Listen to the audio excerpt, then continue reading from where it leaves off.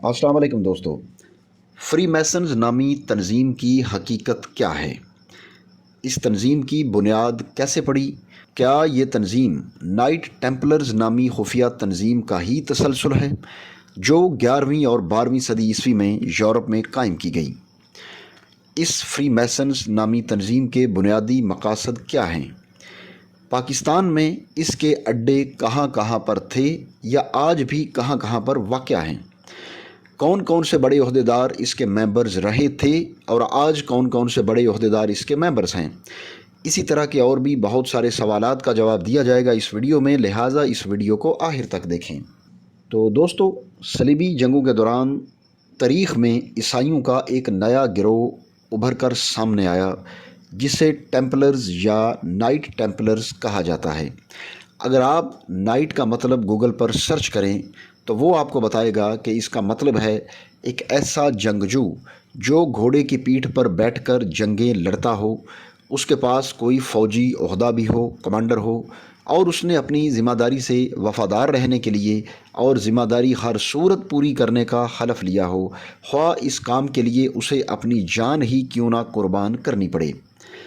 بنیادی طور پر یہ نائٹ ٹیمپلرز یہ یورپ کے وہ انتہائی سخت گیر اور جنگجو عیسائی سردار ہوا کرتے تھے جو اس دور کے مسلمانوں کے خلاف تمام یورپ کے بادشاہوں کو نہ صرف صلیبی جنگوں کا حوصلہ دیتے تھے، ان کے درمیان اتحاد کرواتے تھے، ان کی آپس کی دشمنیاں مسلمانوں سے لڑنے کے لیے ختم کرواتے تھے، بلکہ خون خرابے کا ایک ایسا دور بھی انہوں نے شروع کر دیا جو آج کئی صدیاں گزرنے کے باوجود کسی نہ کسی صورت میں جاری ہے۔ ان لوگوں کے عقائد کے مطابق یہ تمام مارکے اور خون خرابہ تب تک جاری رہے گا جب تک حضرت مسیح علیہ السلام دنیا میں دوبارہ تشریف لا کر ان کے بقول جو ان کے حوالے سے باطل قوتیں ہیں، جن کو وہ اپنے عقائد میں باطل قوتیں قرار دیتے ہیں، ان کو حضرت مسیح علیہ السلام ختم نہیں کر دیتے، تب تک یہ تمام مارکے اور خون خرابہ جاری رہے گا۔ یہ نائٹ ٹیمپلرز مسلمانوں اور یہودیوں کو تو مارتے تھے، لیکن ان کے ساتھ ساتھ یہ سیاہ فام عیسائیوں کو بھی معاف نہیں کرتے تھے، کیونکہ یہ لوگ مذہبی سے زیادہ نسلی مارکہ آرائی کے قائل تھے۔ جیسے جیسے صلیبی جنگیں بڑھتی گئیں، ان نائٹ ٹیمپلرز کی تعداد اور طاقت میں بھی اضافہ ہوتا گیا، اور پھر ان عیسائی سرداروں کی جگہ آہستہ آہستہ یہودی عہدیداروں نے لینی شروع کر دی، کیونکہ انہوں نے ایسا لبادہ اوڑھ کر لوگوں کو یقین دلا دیا کہ یہ انسانی برادری کی خدمت کے لیے کام کرتے ہیں، اور وہ اس کا دعویٰ بھی کرتے تھے کہ ہماری تنظیم کا واحد مقصد بنی نوع انسان کی بھلائی اور سوشل ویلفیئر ہے۔ وقت گزرنے کے ساتھ ساتھ یہ انتہا پسند گروہ اپنی طاقت بڑھاتا رہا اور مذہبی سے زیادہ معاشرتی اور پھر معاشی اجارہ قائم کرتا گیا، اور پھر ایک وقت ایسا بھی آیا کہ اس گروہ نے اپنی حکومت قائم کرنے کے بارے میں سوچنا شروع کر دیا۔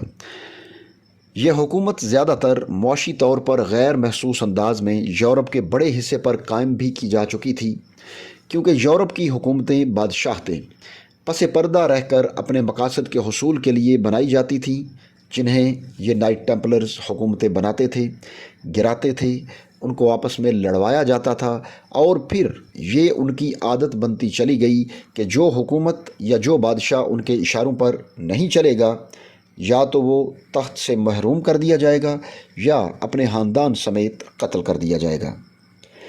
اس کے علاوہ یہ گروہ معاشی طور پر مشکلات میں پھنسی حکومتوں کو قرض بھی دیتا تھا، پھر قرض کے جال میں پھنسا کر اپنی مرضی کی شرائط منوائی جاتی تھی۔ پھر اس کے بعد ایک وقت ایسا بھی آ گیا کہ یورپ کے تمام مطلق العنان بادشاہ ان کے مقروض تھے، لہٰذا ٹیمپلرز کی مرضی کے بغیر وہ کوئی بڑا کام نہیں کر سکتے تھے۔ اگر آپ غور کریں تو آج کے دور میں عالمی مالیاتی ادارے بھی اسی طرح کا کام کرتے ہیں، IMF، ورلڈ بینک اور اس طرح کے جو ادارے ہیں آلموسٹ وہ بھی یہی کام کر رہے ہیں۔ اب ایک اور سوال یہ اٹھایا جاتا ہے کہ اس گروہ نے شروع میں اپنے آپ کو نائٹ ٹیمپلرز یا ٹیمپلر ہی کیوں کہا؟ یہ نام کیوں اختیار کیا گیا؟ یہ کس چیز کی حفاظت کر رہے تھے جس کی آڑ میں انہوں نے اتنی طاقت حاصل کر لی تھی؟ کس کے لیے کر رہے تھے اور کس کے آرڈر پر، کس کے کہنے پر ان کو ان چیزوں کی ذمہ داری سونپی گئی تھی؟ اب یہ مختلف تاریخی محققین کی اپنی اپنی رائے ہے جس میں اختلاف کیا جا سکتا ہے۔ کچھ یورپین تاریخی جو ریسرچرز ہیں وہ مانتے ہیں کہ شروع میں یہ صرف 12 لوگ ہوا کرتے تھے، یعنی 12 ٹیمپلرز، جنہوں نے اس تنظیم کی بنیاد رکھی، اور یہ ایک ایسے خزانے یا مقدس تبرکات کی حفاظت کے ذمہ دار تھے جو بیت المقدس یا ہیکل سلیمانی سے وابستہ تھے۔ کچھ ماہرین یہ بھی مانتے ہیں کہ تابوت سکینہ جو کہ ہیکل سلیمانی کی تباہی کے بعد وہاں سے غائب ہو گیا تھا، وہ تابوت 9 سال یا کچھ کے مطابق 13 سال تک ان نائٹ ٹیمپلرز کے پاس رہا، اور پھر انہوں نے خود ہی اسے کہیں پر چھپا دیا، کسی ایسی جگہ پر اسے چھپا دیا جہاں پر اب یہ خود بھی نہیں پہنچ پا رہے اور نہ ہی وہ آج تک کسی کے ہاتھ آیا۔ لیکن یہ سب اندازے ہیں اور اس کے حوالے سے کوئی ٹھوس ثبوت بہرحال موجود نہیں ہے۔ یہ ایک کانسپیریسی تھیوری کی طرح ہے، جو سنی سنائی بات تو ہے لیکن اس کا کوئی ٹھوس، کوئی واضح ثبوت موجود نہیں ہے۔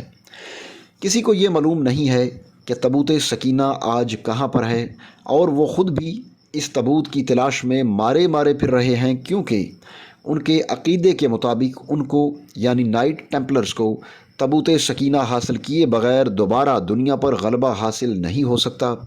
لیکن یہ تبرکات نہ تو انہیں مل سکے ہیں اور نہ ہی مل سکیں گے۔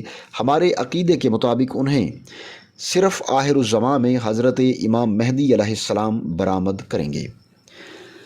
ان تبرکات کے محافظ کے طور پر مذہبی حیثیت سے فعال یہ گروہ، جو کہ نائٹ ٹیمپلرز کے نام سے مشہور تھا، آہستہ آہستہ یہ تمام معیشت پر حاوی ہوتا گیا، اور جیسا کہ پہلے بتایا گیا کہ یورپ کے تمام بادشاہ ان کے مقروض تھے، لیکن جب فرانس کے بادشاہ فلپ چہارم کے سامنے ان کی یہ سازش کھلی تو اس نے ان ٹیمپلرز کے ساتھ ملے ہوئے اس وقت کے پوپ کو برطرف کر کے نیا پوپ لگایا اور اسے حکم دیا کہ ٹیمپلرز کے تمام معاملات کی چھان بین کی جائے۔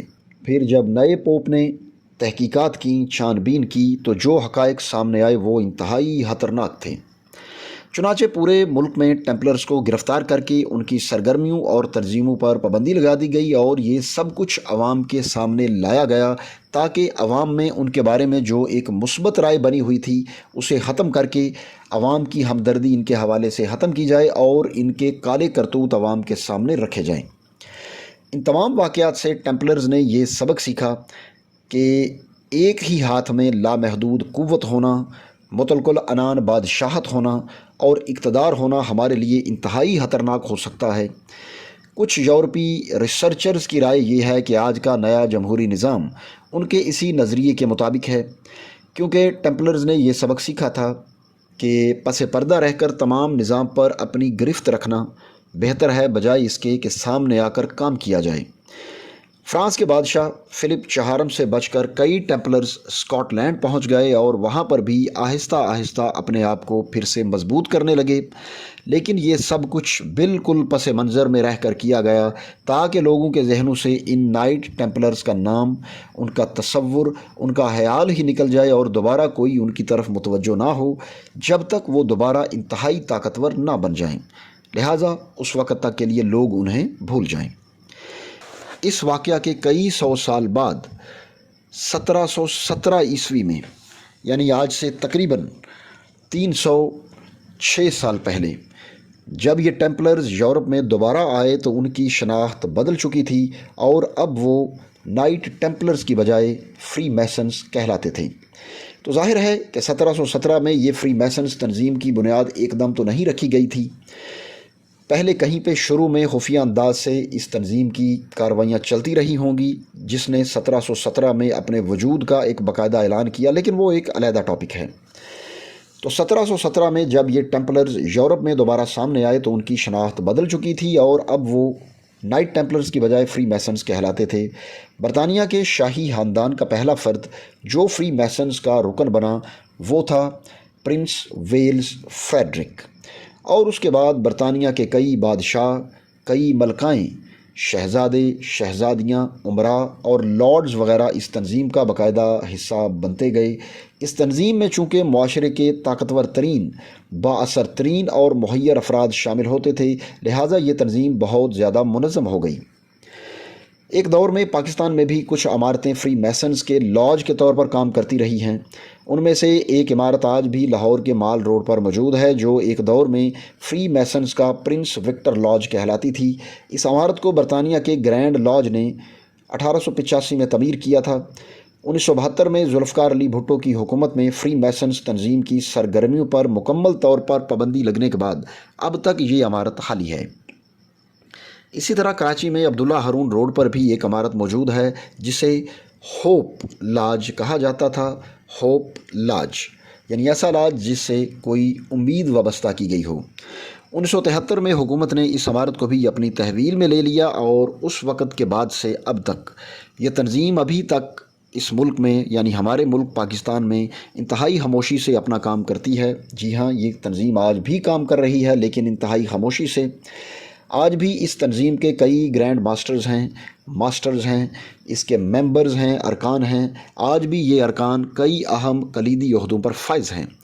جب ان سے بات کی جائے تو وہ تسلیم کرتے ہیں کہ ہم فری میسنز ہیں، لیکن وہ اس الزام سے اپنے آپ کو الگ کر لیتے ہیں کہ ان کا کوئی خفیہ ایجنڈا ہے، لیکن وہ کھل کر کسی ایسے خفیہ ایجنڈے کی تردید بھی نہیں کرتے، یعنی نہ تو وہ تصدیق کرتے ہیں نہ تردید کرتے ہیں۔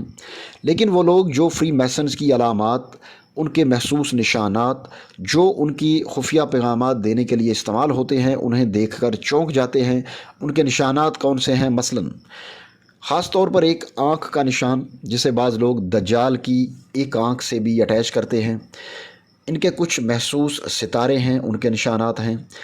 پینسل اور پرکار وغیرہ کا نشان ہے۔ تو یہ تمام نشانات فری میسنز کو پیغامات دینے کے لیے استعمال کیے جاتے ہیں۔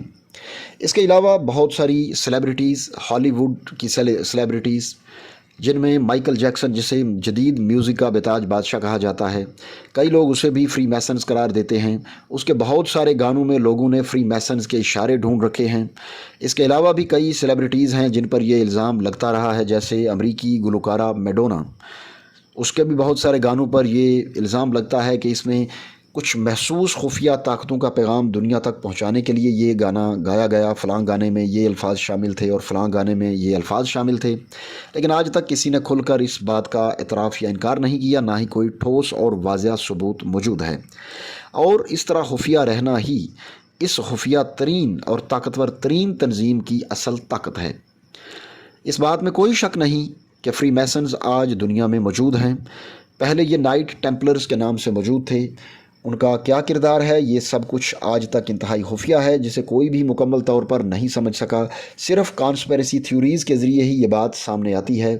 بے شمار لوگ ان پر یقین کرتے ہیں اور بے شمار لوگ ان کو ایک جسٹ کانسپیریسی تھیوری قرار دیتے ہیں۔ اس کے حوالے سے حقیقت کیا ہے، کردار کیا ہے، یہ فری میسنز ہی بہتر جانتے ہوں گے۔ تو دوستو، ویڈیو کو آخر تک دیکھنے کا شکریہ۔ ابھی آخر میں آپ سے ریکویسٹ کروں گا کہ اس طرح کی مزید ویڈیوز کے لیے ہمارے چینل کو سبسکرائب کریں اور ساتھ بیل یعنی گھنٹی کے نشان کو ضرور دبائیں، تاکہ ہماری تمام ویڈیوز کے نوٹیفیکیشنز آپ کو سب سے پہلے ملیں۔ اب اگلی ویڈیو آنے تک مجھے اجازت دیجیے۔ اللہ حافظ۔